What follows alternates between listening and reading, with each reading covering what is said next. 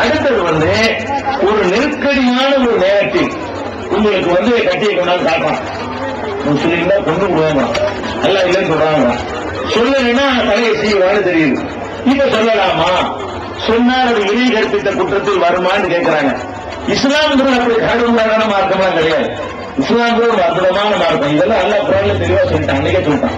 அல்லாஹ் குர்ஆன்ல சொல்லி காட்டுறான், இல்லாமல் உக்ரிஹ வ கல்புஹு முத்மஇன்னும் பில் ஈமான். கல்புல ஈமான் நிறைந்திருக்கும் பொழுது நிர்பந்தத்திற்கு ஆளாகி வாயினால் குஃபருடைய வார்த்தையை ஒருத்தன் சொன்னா அவன் குற்றவாளி இல்லை. என்ன சொல்றான்? அல்லாஹ் இல்லைன்னு சொல்றாங்க. அல்லாஹ் இல்லைன்னு நம்ம போயிட்டு உள்ளத்துல எல்லாம் வைக்க வேண்டியதான்.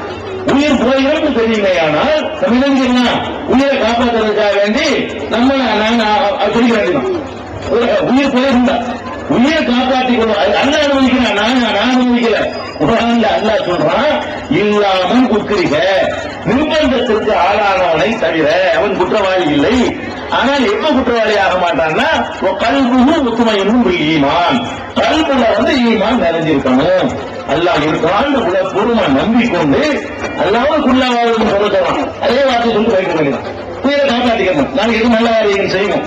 உயிர் போயிரும் என்ற ஒரு கட்டத்துல இந்த மாதிரியான வார்த்தைகளை சொன்னோமையானால் அது ஷிர்க் ஆகாது, அது குற்றமா ஆகாது.